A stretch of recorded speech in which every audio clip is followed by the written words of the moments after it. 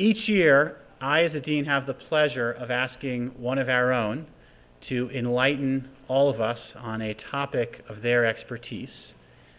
Last year, Carolyn Ramsey did a fabulous job and came at criminal law through a historical lens. It's a happy accident that we can again have an enlightening talk on criminal law from Aya Gruber. For those who missed her on TV last night, she is a celebrity in a number of senses of the word and is a terrific asset to our community. So it's my pleasure to select her to give a talk today. We really today are embodying what we aspire to be as a diverse, inclusive, and collaborative community of all of our wonderful students, faculty, staff, alums. It's great to have you all here. Warm round of applause for Aya Gruber. Thank you, Dean. Just going to make sure that this PowerPoint is on. There we go. Okay. There we go. Okay. So thank you, Dean. You know, I have to say that I was actually quite surprised when the dean asked me to give this lecture, and I am just so deeply honored. I came to CU Law from the University of Iowa just a few years ago, and I have been just overjoyed to be embraced by such an outstanding group of teachers and scholars, the faculty at CU Law. So I want to thank you, and especially the criminal law faculty. So I want to give a shout out to Ahmed, Carolyn, Violetta, and Pat, and Mimi. Also, yay criminal law faculty! I also want to thank the members of the CU community in general and the Boulder community for coming out on this snow day, and also the students and my husband, Brett. And this particular talk could not have been made possible without the help of the library staff, Jane and Matt, and without the help of IT, particularly John, Rex, and Doris, and my research assistant, Brianne Compton. And finally, I want to thank Dean Weiser, not just for asking me to do this lecture, but thank you for that too, but also for his unyielding commitment to supporting theoretical inquiry and also diversity. I think one thing that's really interesting this year, I believe it's the first year that a woman of color is giving both the Cohen lecture later this year and the Scott lecture tonight. And also, I think most importantly, the pursuit of social justice. One final introductory note, and then I'm done. I feel a particular gravitas given the person after whom this lecture was named. Austin Scott Jr. in my field of criminal law and procedure continues to be a leading voice. And in prepping for this talk, I had a chance to read several of his articles and get a picture of the man as a scholar. And I'll say this, Austin Scott Jr. endeavored to help shape a criminal law accessible to the everyday person, clearly articulated, and above all, just. And it is hopefully within these parameters that I give this talk today. Okay, so now onto the talk. This is a talk about discrimination in murder law. So what does one think of when one thinks of discrimination in murder law? All right, maybe we think of racial profiling of minorities. In fact, I saw on a CU bulletin, a study just came out about that recently from some of our own. Maybe we think of police brutality in the inner city. Maybe our mind goes to the statistics that prove pervasive racial bias in the criminal justice system. Maybe when we think about discrimination in criminal law, our mind harkens back to the past, to Jim Crow era lynchings like this lynching here of Thomas Shipp and Abraham Smith. These two young teenage black boys accused of murdering a white man in 1930 were dragged through the streets, beaten, stabbed, and hung from low branches to the glee of the crowd before even stepping foot in court. In short, when one thinks of discrimination in murder law, one thinks about the unfair treatment of murder defendants. Now, fast forward to 2012. What was everybody talking about before election madness? I'll give you a hint. It wasn't bayonets, binders, or Big Bird. I had to put that in. It was this, right? It was Trayvon Martin. Now, I'm sure you're all familiar with these two people, so I'm just going to give you a few facts of the case that saved it from the social media graveyard. Okay, so what do we have? We have a young, innocent, no criminal history, African-American victim doing nothing more than walking home with Skittles and Mountain Dew. We have a white, or white Hispanic, depending on the report, also generally non-criminal, neighborhood watch leader. And we have an unfathomably lax reaction from a police department with a spotty history on race relations. What propelled this case to national attention and provoked the collective liberal ire everywhere was the issue of racial discrimination in murder law. But this time, the discrimination was against the victim. Now, the center-left soon converged against Florida's so-called stand your ground law and condemned the law for giving a pass to racist or racialist killers like Zimmerman. Such a liberal critique of broad murder defenses is not new.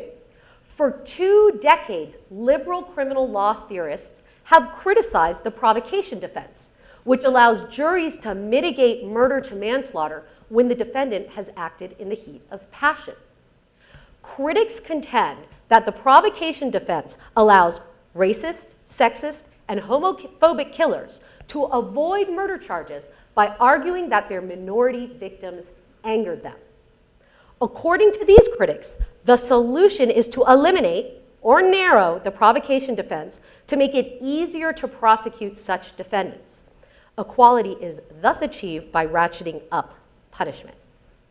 Now, a similar phenomenon has been noticed by death penalty experts in the death penalty context, where defendants who kill minority victims are treated more leniently.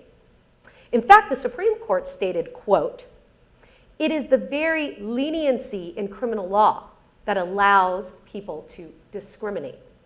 But in this case, the answer to the discriminatory leniency has always been abolition, has always been the abolishment of capital punishment. Equality is thus achieved by ratcheting down punishment. So my paper and this talk really look at this apparent contradiction in liberal theorizing and seeks to explain why, in the provocation context, the answer to discriminatory mercy is greater severity, whereas in the death penalty context, the answer to discriminatory leniency is more leniency. Let me put my answer up front. The difference can be attributed to provocation critics' insular focus and death penalty experts' institutional focus. Liberal critics of the provocation defense tend to look at spectacular, heinous cases in which the defendant did not get his due, whereas death penalty abolitionists tend to look at capital punishment institutionally, its penological groundings, its larger effects on subordinated communities, and its role within an evolved global civilization. When seen in this light, the fact that death penalty decision-making reflects and reinforces racial hierarchy is simply more confirmation of its morally fraught nature. In the end, I invite provocation theorists to bring a similar institutional lens to murder and provocation law and query whether the conventional prosecutorial wisdom might change when murder law is viewed in such a light. So the rest of this talk is going to be divided into 3 parts. First, I'm going to look at the provocation defense, talk about the liberal critique of it, and the ratchet up solution proposals to it. Second, I'm going to turn to the death penalty and talk about how racial disparity against victims in the death penalty context has always been an argument for abolition. And finally, I'm going to take an institutional look at murder law and the provocation defense's role within it. All right, so turning to the first part and the provocation defense. So as I mentioned before, the provocation defense, or also called the heat of passion defense, allows defendants to mitigate their charges of murder to manslaughter. Okay, and as we can see from the slide, there's a difference. There's a pretty big difference in sentencing between murder and manslaughter. Here's the idea. The idea is that somebody who is adequately provoked acts without malice. Malice is represented by red, right, in the slide. So they act without malice, and they can't be guilty of a murder. So there are murders, other than felony murder, basically intentional murders, and then there are manslaughters, either unintentional killings or voluntary manslaughter, which can be an intentional killing, but it's adequately provoked. Now, there are various definitions of provocation, and they range from narrow to broad. So starting with the most narrow, and narrow is good for prosecutors, broad being good for defendants. Now, starting with the most narrow. Traditional provocation law confined provoking acts to those acts considered highly incensing basically 200 years ago. So we're talking about mutual combat, a sudden quarrel, or adultery, right? So we've got limited categories of provocation. Notice there's no mention of Facebook stalking, school bullying, or even domestic battering, right? But just what was highly provoking back then. Now, over the years, the largely liberal criminal law professoriate saw the list as too narrow, unfairly burdening defendants who might have been provoked by other circumstances. States accordingly moved away from the categorical approach to a standard based on whether a reasonable person in the defendant's position would or could be moved to kill. All right, so getting a little bit broader. So the most broad formulation comes from the Model Penal Code. And it says that a defendant can mitigate his charges when he has acted under the influence of extreme emotional distress for which there is reasonable explanation or excuse. All right, so defendant acted under reasonable emotional distress. All right, so when you look at these formulations, especially the latter two, what you notice is that reasonableness is the linchpin of the inquiry, okay? So in the provocation context, the $1,000,000 question becomes, and it's a question that law students hear a million times. Can anybody guess? Tom. Thank you very much. Who is, Tom's like, this wasn't supposed to happen. Who is the reasonable person, right? To which invariably the answer is me. I'm the reasonable person. It's what I would have done in the defendant's situation. But inevitably, when looking at a defendant who kills, jurors and jurists at some point have to exercise empathy. But even this empathy is mediated by cultural scripts. What do I mean by this? Let me give you an example. When we think of an adequately provoked infidelity killing or adultery killing, we have in our minds an image of the reasonably provoked cuckold. That means guy who's been cheated on. I just wanted to use that word. The reasonably provoked cuckold. All right, what is this cultural image of the reasonably provoked cuckold? I submit that this is one. I submit that You okay? I went down like an old lady. I really hurt my knee. Come on up and get it off, no? Come on. Anyone we can sue? There was this nice guy that helped me, though. Is he good looking? Let's send him a bottle of wine. Cheap wine. Before you go, take your book. Souvenir. Be happy for this moment. This moment is is your life. I want you to follow my wife. What if I told you I found nothing? I want to know. I want the truth.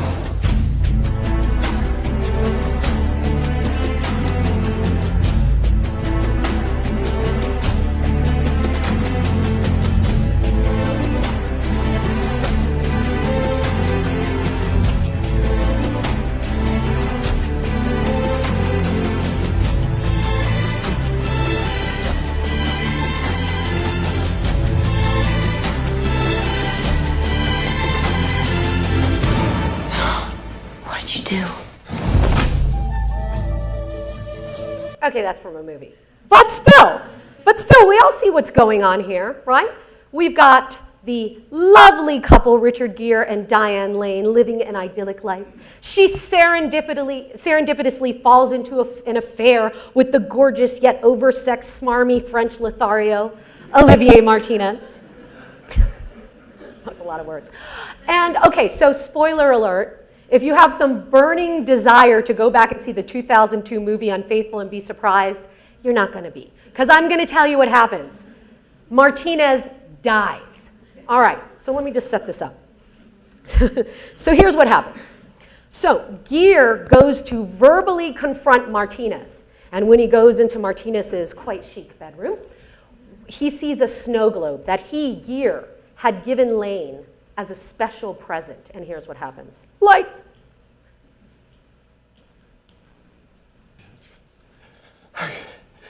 I'm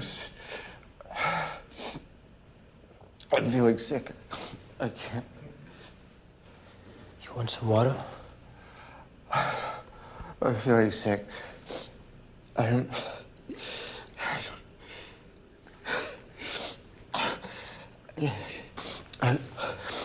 not well.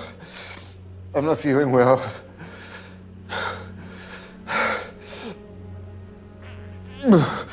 I'm not feeling.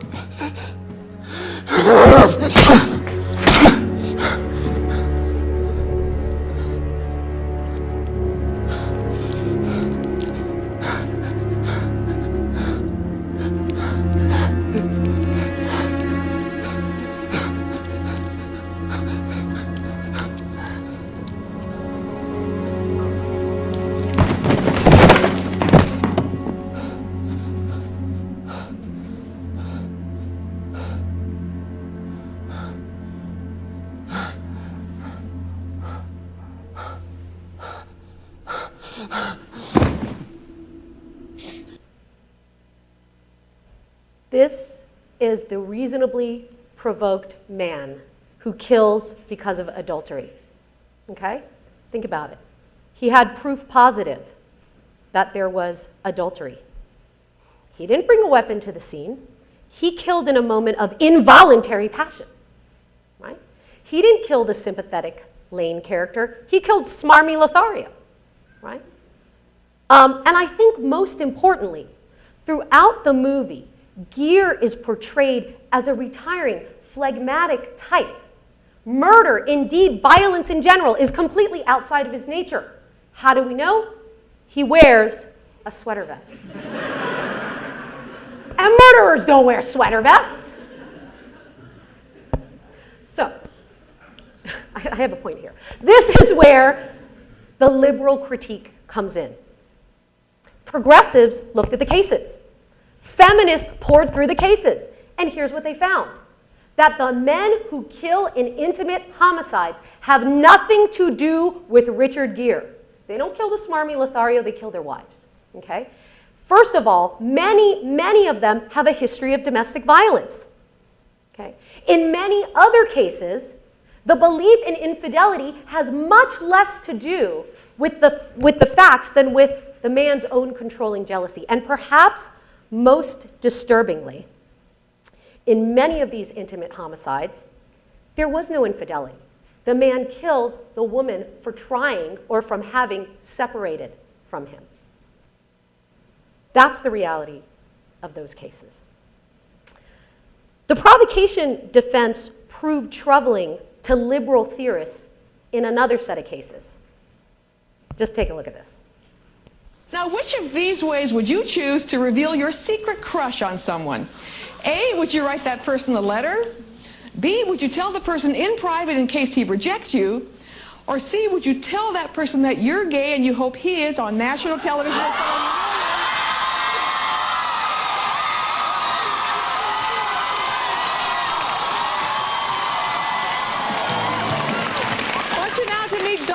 Scott. Now, Donna has been helping Scott pursue his secret crush on John. What is it that's so exciting about him to you? He's got a cute little hard body.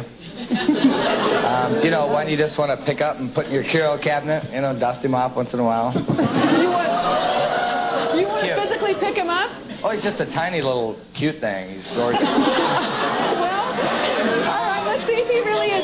Get the headphones off of John and let's have John come out here and see who has the crush on him. Here's John.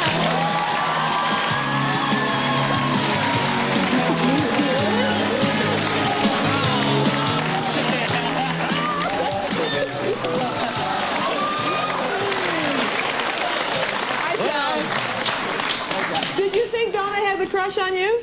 Did I? No, we're good friends. Well, guess what? It's Scott that has the crush on you. You lied to me. Scott was pretty open about, he's been fantasizing about you since he saw you under that car for the first time. He had an under the car fantasy and he had a hammock fantasy he's been telling us about. Did you have any idea that he liked you this much? No, I did not. Can you tell us what your status is? Are you involved with anybody, or? No, but I am definitely heterosexual, I guess you could say. Okay, so that's all fine and well. Ha ha ha ha ha. There's a guy in the audience like, no, he didn't. All fine and well, except, anybody know? Yeah. Except when Amager, the gay man, and Schmitz, the straight man, returned to their hometown, Schmitz shot Amager with a shotgun and killed him. He argued provocation at trial and was allowed to present that defense to the jury, although ultimately he was convicted of second-degree murder. Now, amazingly, a civil jury awarded $30 million to Amager's family from Jenny Jones on the theory that Jenny could reasonably foresee that anybody subject to such horrible humiliation as a homosexual crush would certainly kill. This case and the famed horrific Matthew Shepard case shed a national spotlight on the relationship between the provocation defense and homophobia. Liberal theorists poured through the books to bring these horrific cases to light, and they told the victims' stories. Using the tool of spectacular, heart-wrenching narrative, these theorists prime us, the listener, to want the perpetrators to hang, fry, or otherwise suffer. It's no wonder then that progressives in the provocation context converge on prosecutorial solutions to the problem of discretion. Now, it's almost impossible to eliminate culturally driven disparity from the criminal law, given that the criminal law is, in Austin Scott Jr.'s words, quote, an island of technicality in a sea of discretion. But you can try to cabin discretion around the margins or lessen its impact. So one way to reduce the discretion to discriminate, in this case against victims, is to remove discretion from the substantive law itself, what I call a blunt instrument, the blunt solution. Okay, so let me just show you this graphic. Okay, so this is what provocation critics' argument goes like. So we have the average murderer who has a certain chance of getting murder. And then we have people who kill their wives, kill gay men, or kill in other culturally consonant ways. Well, they unfairly have less of a chance of getting murder. So the situation looks something like this. I'm just making up these numbers. If we have killers of non-minority victims, they have a higher chance of getting a murder conviction than killers of minorities. Now, certainly, judges and jurists wouldn't be able to exercise discretion to privilege defendants who kill minorities if the provocation defense simply doesn't exist, right? So if we eliminate the provocation defense and ratchet up, hopefully, according to the critics, you remove disparity by doing that, right? Ratchet up, remove the disparity. Alternatively, however, one could make the provocation defense completely widespread and very easy to satisfy, and in doing so, whether or not somebody was convicted of murder or manslaughter would be less determined by the status of the victim. So it would go something like this: equality through ratcheting down. Now, of course, you could have managerial proposals in the form of jury instructions or judicial training, and those could be in the name of ratcheting up or ratcheting down. Not surprisingly, given the narrative from provocation critics, the favored solution is the blunt upward ratchet. Either eliminate the provocation defense altogether, move back to the very narrow categorical approach, or so narrow the concept of reasonableness that it's extremely difficult for any defendant to argue that he was reasonably provoked. Now, logically, narrowing or eliminating the provocation defense will make it harder for sexists, homophobes, and racists to claim they were provoked.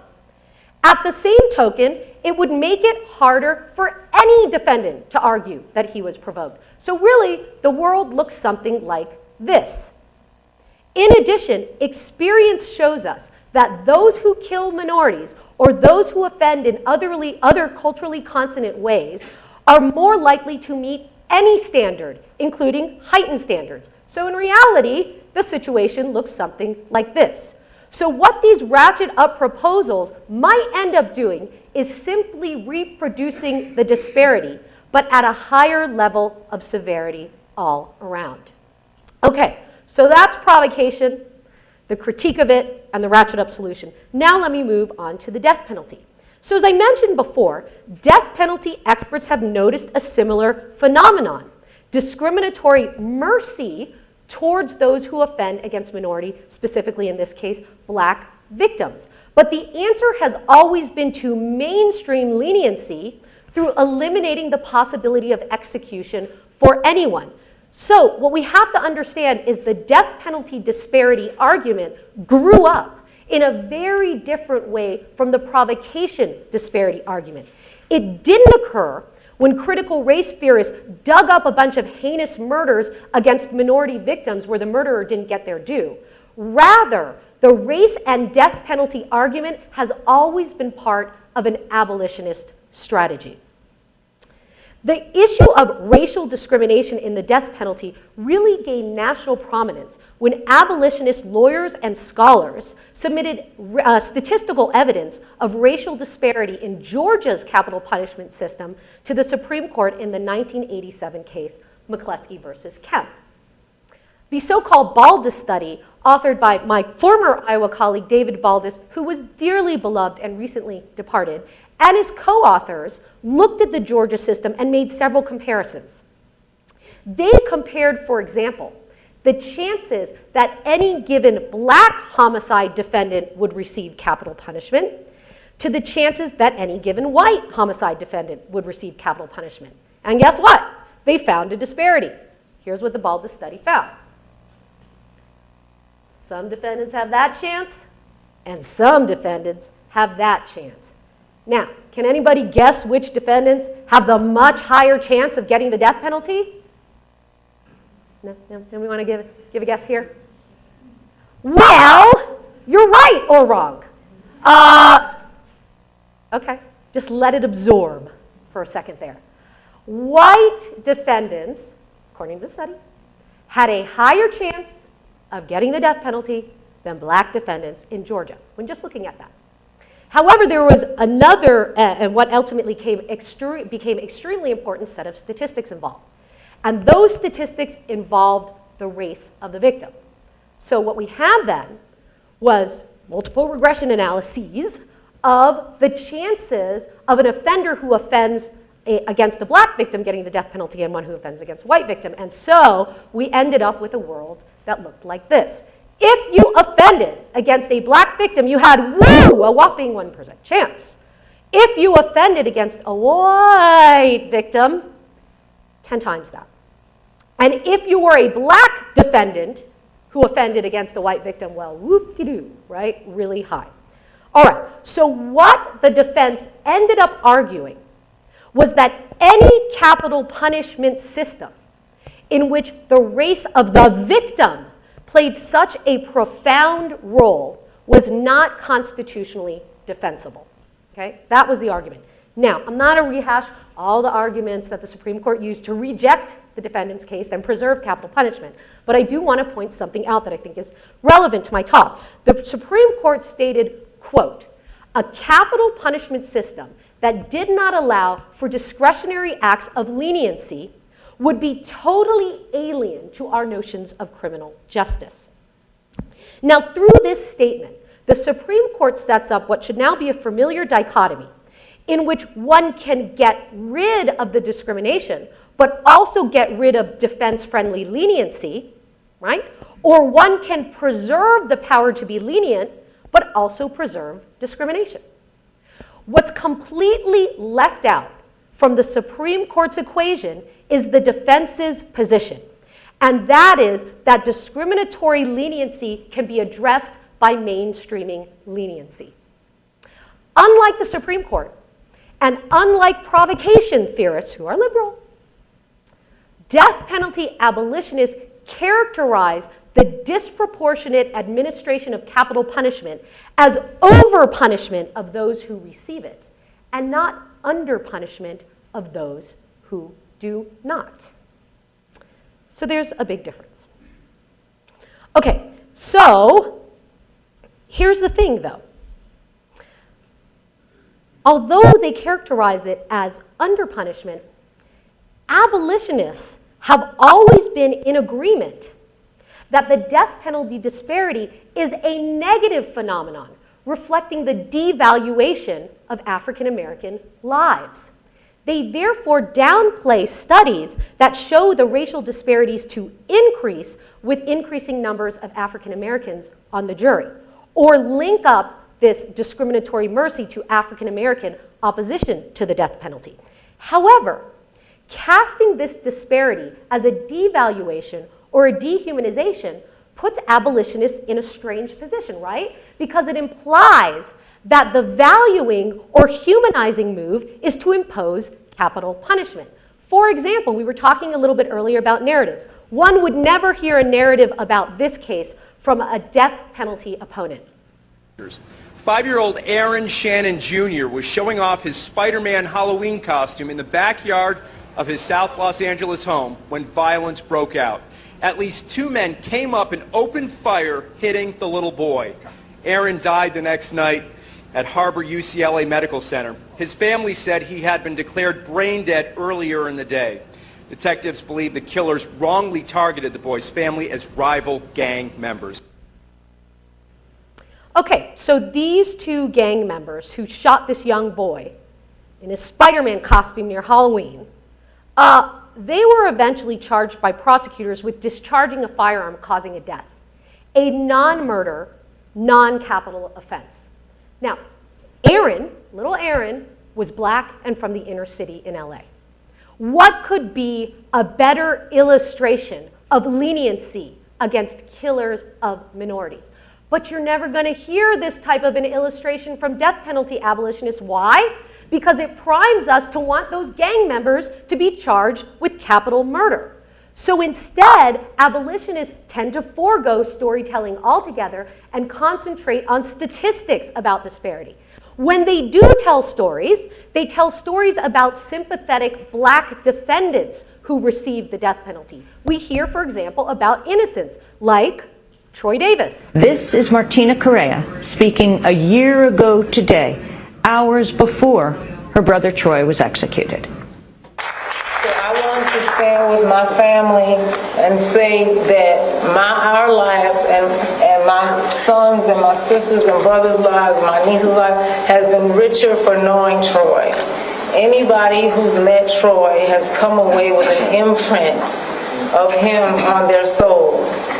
I don't have to tell people what my brother's like, because once they get to meet him, they can see for themselves. And that's why they try to keep him voiceless in the press, because they don't want you to know who Troy Davis is, because then you couldn't stand by and allow the state to kill in your name. Couldn't stand by and let the state kill in your name. Now, there is a notable exception to the general consensus against the death penalty among the legal professoriate, and that is racial theorist and Harvard law professor Randall Kennedy.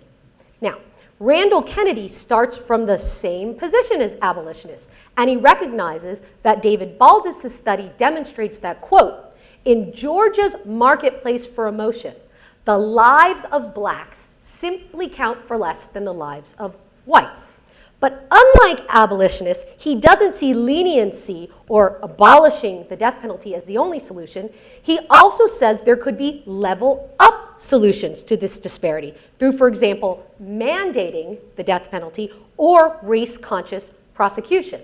Now, what's interesting is that Kennedy favors the level up or ratchet up solutions for his own institutional reasons. He makes the following statement, quote, prescribing abolition as the solution to race of victim disparities is like reducing to darkness a town in which streetlights have been provided on a racially unequal basis. Just think about that statement for a second. Just think about that. Okay, capital punishment, streetlights. All right, so the agitated responses from the rest of the criminal law academy shows the endemically institutional nature of the death penalty debate. David Cole condemned Randall Kennedy and stated that his program, quote, failed because law enforcement is neither the only nor the most promising public good whose redistribution ought to be sought.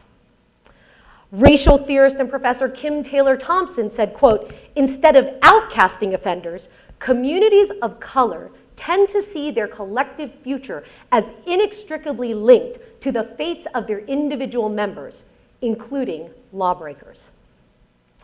So this brings me to part 3, and that is an institutional look at murder law and provocation law. So first I want to talk about why the liberal theorists in the provocation context take such an insular focus and what might happen if they took an institutional focus like death penalty theorists. So today amongst liberals and progressive, especially in the university community, and this really does approach near dogma in the criminal law professoriate, the view of the American criminal justice system is that it's overly punitive, racially problematic, and generally unfair. Some oppose it on humanitarian grounds, arguing that the United States is an outlier amongst industrial nations in its punitiveness. Others connect up tough-on-crime ideology to a neoliberal political philosophy that is inherently inhospitable to marginalized members of community. Mass incarceration has famously been called the new Jim Crow. And as sociologist Loic Wacant states, quote, just as slavery affected the social death of African captives and their descendants, mass incarceration induces the civic death of those it ensnares by extruding them from the social compact. This is the progressive view of the criminal justice system. Yet when looking at the provocation defense, those same progressives tend to take a retributive position and look at individual cases of heinous behavior and prescribe severity-boosting solutions to address those individual cases. They thus assume that a murder sentence is the fair baseline for one who is unreasonably provoked, and argue that the problem is that biased judges and juries, due to discrimination, do not put enough defendants in that category. The insular focus of provocation critics might also be a function of history. When one thinks about the history of the death penalty, one thinks about the history of the unfair treatment of African Americans subject to the death penalty. In fact, Professor Charles Ogletree states, quote, American capital punishment really is in continuity with the American history of lynching. By stark contrast, when one talks about the history of the provocation defense, one usually turns to the historical chastisement of women. It is no wonder that provocation theorists might think that by ratcheting up punishment, all they are doing is taking away an unfair advantage from a privileged group of defendants and not burdening anybody who is socially marginalized. Now, by taking an institutional look at murder law, we can explore both the assumption that a murder sentence is the fair baseline and an assumption that ratchet up provocation proposals will only burden socially privileged defendants. What's interesting is at the same time that progressives were crafting their arguments against provocation, saying that it was too lenient, something radical was happening all across the nation in murder law for two primary reasons. Number one, since the 1970s, states have been in a race to elevate the maximum and minimum sentences for murder.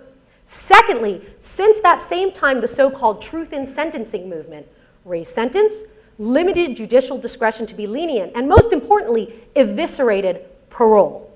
Over the years, states have doubled, tripled, and even quadrupled the minimum amount of time somebody must spend in jail for first-degree murder. They have also exponentially raised both the minimum and maximum sentences for second-degree murder. So let me illustrate this profound change with some examples.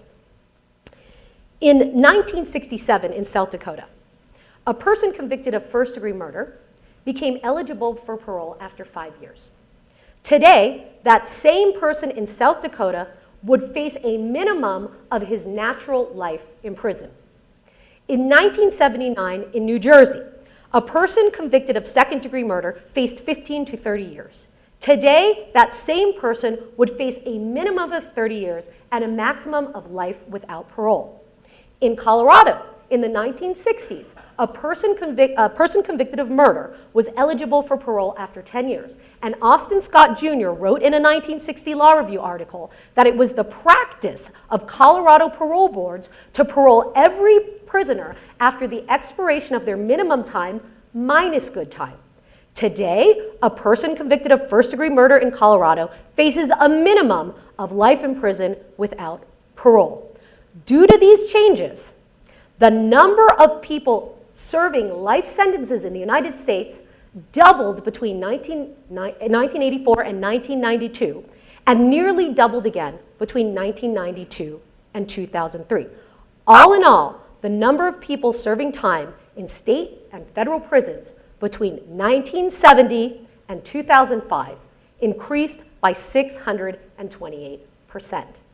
Now, when proposing wider-reaching murder laws, one should keep these monumental changes in mind. The second assumption that the progressive provocation critics make is what ratcheting up proposals will do is take away an unfair advantage from privileged defendants. Now, this might be true if the vast majority of murder defendants seeking to use the provocation defense were in fact privileged white sexists and homophobes. But according to the FBI's Bureau of Justice Statistics, between 1980 and 2008, only 3% of all homicides could even be termed male-on-female intimate homicides.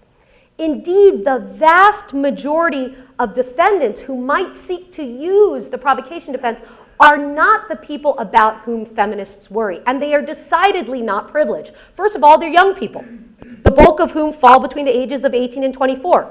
Secondly, they're people of color. According to that same FBI study, 52.5% of homicide defendants in that period were black. Now, the FBI doesn't divide further between white and Latino defendants, but the latest report of the Source Book of Criminal Justice Statistics Online is telling.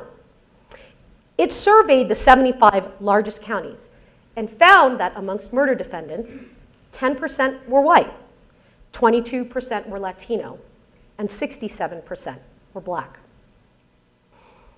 Indeed, in the end of the day, the group most likely to be burdened by the limitation or elimination of the provocation defense are young men of color facing non-intimate homicide charges in one of the most punitive murder sentencing systems on earth.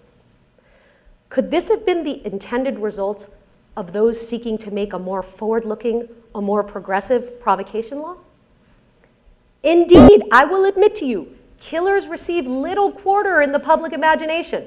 There is no downside to being tough on killers, which is why murder sentences have skyrocketed.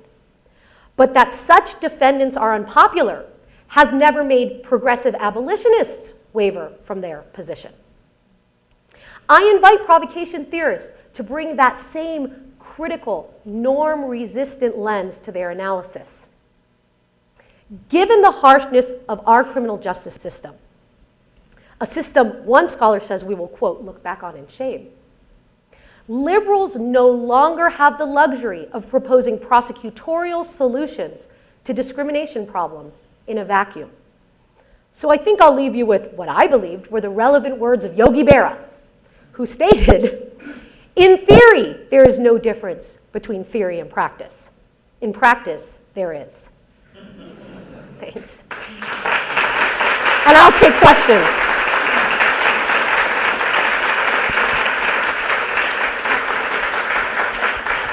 Thank you. I'll take question, and Brianne's going to do the Oprah thing. Thank you so much, Professor Gruber. Does anyone have a question?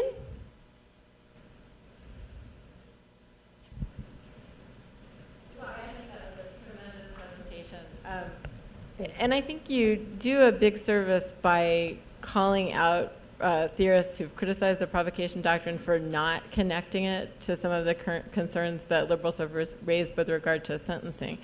But I wonder if you aren't kind of throwing the baby out with the bathwater, in the sense that I think you overstate by indicating in the talk that feminist provocation critics have indicated that men who kill in the heat of passion under the classic doctrine, or even under our modern doctrine, should be executed. I don't know that that connection is ever made. In fact, I think the problem is that provocation theorists don't connect their arguments about substantive criminal law to sentencing.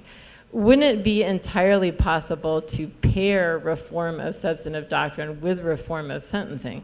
So in other words, you could get rid of mandatory minimums for murder, but at the same time drastically narrow the provocation defense so that the class of defendants that feminist theorists are worried about would still be labeled murderers. They wouldn't be able to shelter under any kind of theory that their actions were in any sense reasonable, and yet they still wouldn't fall victim to some of the concerns that liberals have about sort of unduly punitive sentencing. I think maybe the solution is to pair a reform of the criminal law with a reform of sentencing.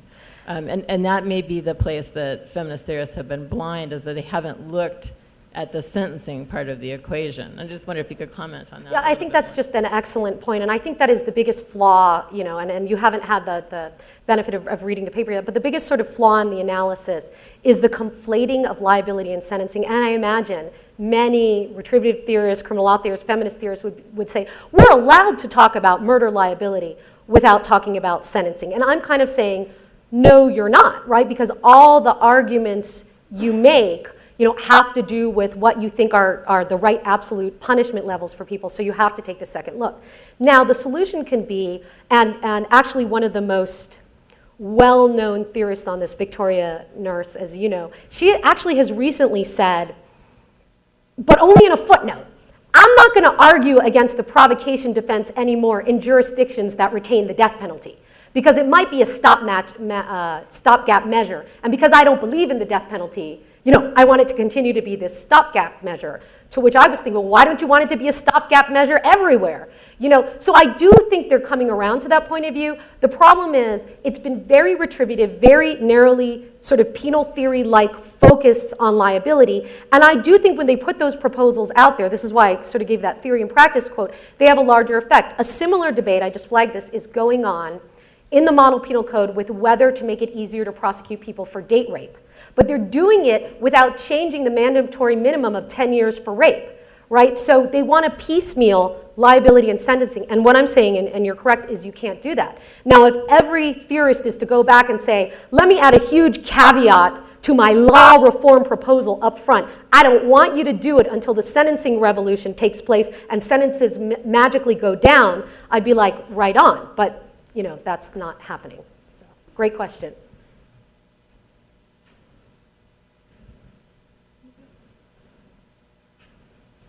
Well, thank you, my criminal law colleague. Criminal lawyers are like, question. Thank you. You and I have talked about this topic before, and I won't rehash some of the comments or questions I've raised on those occasions. Let me ask you this, though. I find this a fascinating topic. I'm glad you've taken it up. It's been a concern of mine for many years without ever inspiring me to tackle it if ever I even could. But one of the questions I've always had about this, which is resonant with some other work you've done, is to do with the underlying politics of this. And you've spoken obliquely in your talk to what may be underlying the eagerness with which a subset of liberal elites in academia and elsewhere have cast aside the realities of punishment, cast aside the realities of race and class particularly, as it affects the dynamics of punishment and the probable results of eliminating a provocation defense. What do you think that's about? I mean, is it just a sort of group narcissism of people who think that their issue, the important but not predominant in this context issue of domestic killing, somehow is so important that it completely precludes a consideration of the realities of provocation in the thousands of other cases, the more predominant cases in this context, or is there something more subtle going on? You know, I think that's a great question, and that's not exactly what this paper's on, although I think that's why it's really helpful to me to compare and contrast provocation and death penalty, right? Because death penalty is one area where everybody's always looked at race, class, the institutional function of it, how it plays within our global society, and not just that, are those killers bad? And did they kill people we like, right? So when you look at the provocation defense, when you look at battered women, right? When you look at rape, when you look at killers of gays, when you look at hate crimes, the tools used by people on the left, right? Liberals are usually tools that look like the spectacular narrative. Let me tell a story about a horrible rape, and isn't this sexist?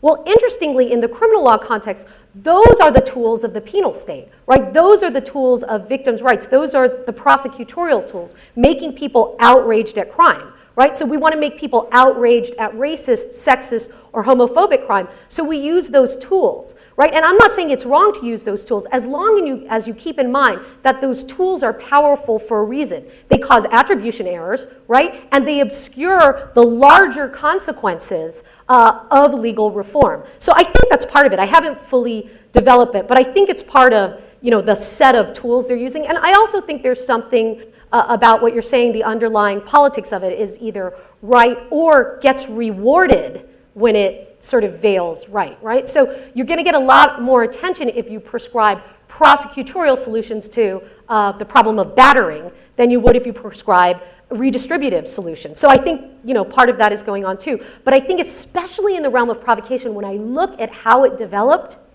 I think the spectacular victim story narrative plays a huge role in the different trajectory that it's gone from death penalty discourse. Yeah, Andrew. Oh, sorry, Brianne's picking. Do you want the mic? Thank you. Thank you very much. It's really a great talk. Great. My question is, could your idea be broadened out to other areas of criminal law? Like maybe this isn't just a provocation story. And what I'm thinking of, it's just a bit of what you were saying, but I think that the first ever securities fraud criminal action under 10B was against this fellow who was like the printer, the lowest level printer staff person at the printer where they were doing the documents. Yeah. And this person was not the CEO, not some person, so maybe he was socially alienated or something. And so maybe in white collar crime or other areas of white collar crime, there's sort of a similar dynamic of what you're talking about, and maybe it's not just these two, but there are many others. I just don't know. I just think that is a fascinating topic. It's not one I explore here, but I've often thought of that. When, was it Fastow came last year? And, what's so interesting is you get a group of people on the left who are completely opposed to the carceral state, who are the highest civil libertarians in the world, jeering, right, anybody who's a white-collar criminal. And there's something very interesting to explore in the cultural script of white-collar. I'm not the one who's done it, but it's very fascinating because I think it can lead to some results, unfair results like what you're talking about. It can also obscure the reality that the majority of white-collar crime is low level. We're talking $200, and we're talking in inner city neighborhoods, and we're talking not taken seriously at all, right? So I think your question actually fits into my bigger picture of how these criminal law scripts tend to flatten nuance and flatten institutional views of everything we're doing into bad actors and their victims. And so it can cause really strange bedfellows where you see a bunch of liberal pro-punitive white-collar people or liberal pro-punitive provocation people, so long as the defendant doesn't fit into who we think of as a sympathetic defendant. So I think it's a really good question.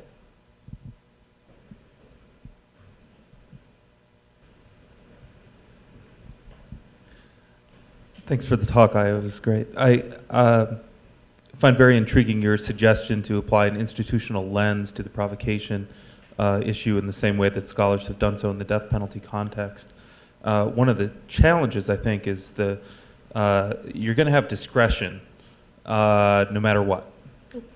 Whether it's with the jury in the case of deciding whether a provocation defense should be allowed, or the prosecutors in deciding what to charge. So in your example of the gang members and the kid in the Spider-Man costume, it sounded like it was a charging decision. They decided. It was, and that's what I mean. Professor Radley could probably say this, but a lot of the death penalty scholars connect up the disparity mostly to the charging decision, not to juries or judges, but mostly to prosecutorial discretion.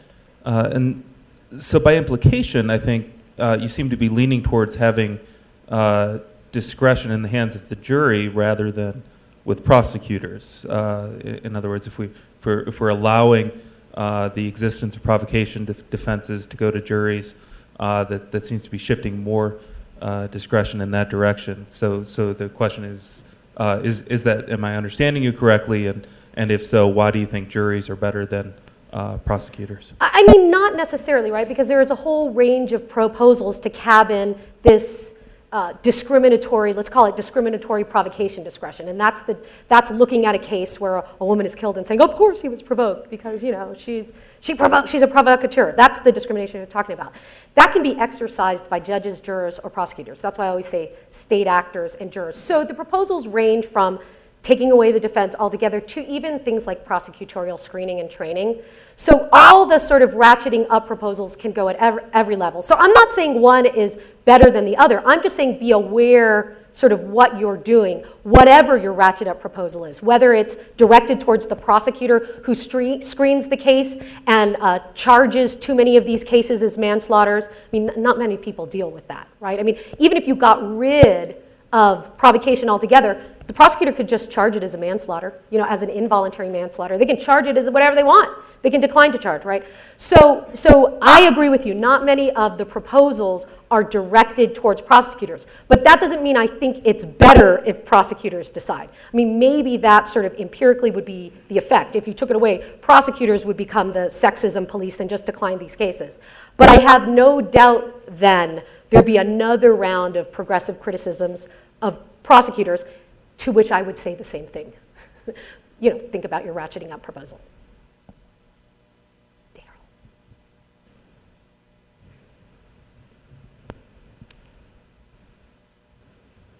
Wait. I see you, Daryl. Daryl's next. Would ratcheting down or a more of a broadening of the provocation doctrine, I mean, it wouldn't really actually address probably the problem, because I could see if it were more accepted to allow a woman of color who was a defendant to say, I was provoked to kill this white man because I'm terrified of white men and their absolute sense of entitlement. That probably wouldn't, go over that well with a jury. Or a black defendant who says, I was provoked to kill this black person because in my neighborhood, if I didn't do this, these are the consequences I would have suffered. So that wouldn't, I mean, I'm not sure that, obviously, that broadening of the provocation. Well, I guess you could say broadening would mean that your black woman would get it, the white man would get it, everybody would get it, right? Everybody get the provocation defense. Everybody's fine. I mean, it's not going to happen. Right, but if it theoretically happened, everybody'd get it, and they'd all be equal. But it's not going to happen. But I think with your black woman, white man example, first of all, I don't think it's that outrageous of an example, because when I was teaching at the University of Iowa, I had a black law student said, I stay home during the football game frat parties because I'm afraid, as a black woman, to walk in front of those frats. I just thought that was fascinating. So anyway, but what the tension it shows is that I don't even have to move to the death penalty to reveal an internal tension in the liberal position on provocation law, because every time feminists and provocation theorists propose ratcheting up, i.e. making it harder to use provocation, they want to exempt people of color responding to racial epithets, and they want to exempt battered women, right? So even then, they want to ratchet up for everybody except the people I say, right? So if you ratchet up for everybody, it has to be both the people you like, people you don't like, Same if you ratchet down for everybody, it has to be the people you like, people you don't like. Now, I don't think it's going to happen. So, and I think your question is getting to, well, then what do you want to happen? I don't know what I want to happen. All I know is that when, and some jurisdictions have changed these laws because of this concern over being discriminatory against women, it has had effects, and they go into force in this system and they take away a defense for murder defendants. And I just want people to think about that when they propose those changes.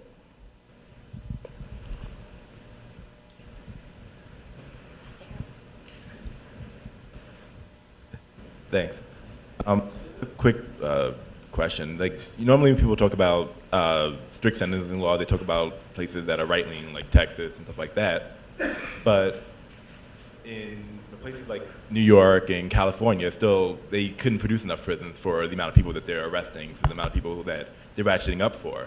So if you have places that are generally seen as liberal, like New York and California, that have those things going, how far are we as a country from having those types of changes that you kind of propose? Yeah, I mean, so you're saying maybe we are on the cusp of the, mass incarceration tipping point where it's gotten so crazy that we're going to be, although I've been watching TV lately in Colorado, and there's one politician, it's like a McCloskey, and I keep seeing this ad against McCloskey that he was one of like 16 votes against some sexual predator law, and so therefore we should vote against him. And I don't mean to be glib about sexual predators, especially with everything that's been going on, but I mean, Colorado has some of the toughest sexual predator laws ever. And this is running, in this election cycle with jobs. So, maybe we're reaching the tipping point where the public's going to go, yes, let's make sentences lower. I don't think so. I don't even think in New York. And I'll tell you another thing that I think is fascinating. Everybody's been calling mass incarceration, well, at least everybody in my circle, which is probably like this many people. But everybody's been calling mass incarceration the new Jim Crow, right? You've heard that, right? The new Jim Crow, the new Jim Crow. So they're like, we got to do something about it. There's too much people in jail. You know what we have to do about it? We have to stop fighting the war on drugs. Nobody's even saying anything about burglaries, robberies, much less than assaults and murders. Okay, so even if you ask the most anti-mass incarceration person, should we go back to South Dakota 1967, 5 years, and then you're eligible for parole, they'll be like, oh, I'm not saying that. When I make my Jim Crow argument, right? So violence, people, progressives, and I've said this, need an account of violence. We need to be able to wade into waters we're unfamiliar with, and that is countering the emotional and narrative power of violence, and say, let's have a rational discussion and theory about violence. People don't like to do it. I don't really like to do it either, but I do it, right? So I think for those two reasons, at least with the murder sentencing, I don't think we're there. I don't think we're at the tipping point. We have time for just 2 more questions.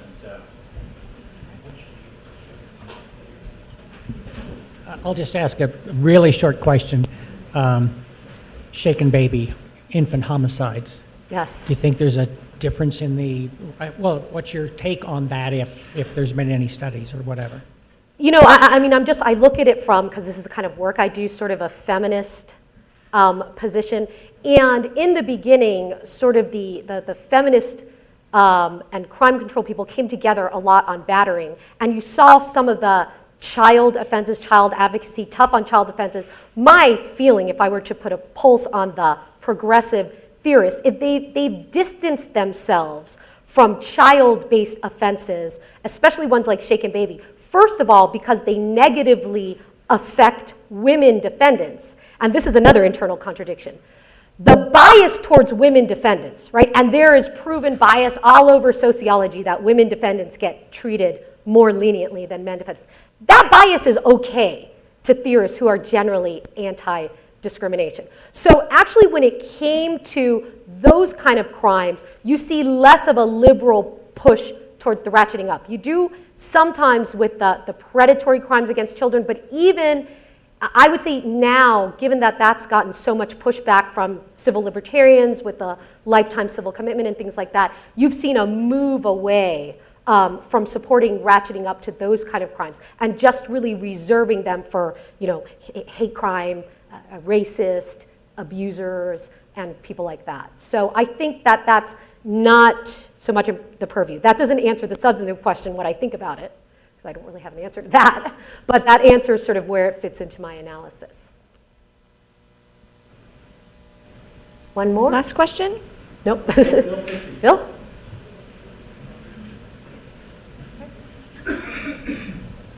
I guess my thought on this is that, by the way, I really love this topic, and I've been away from teaching for a couple of years, so it's kind of nice to get back to it.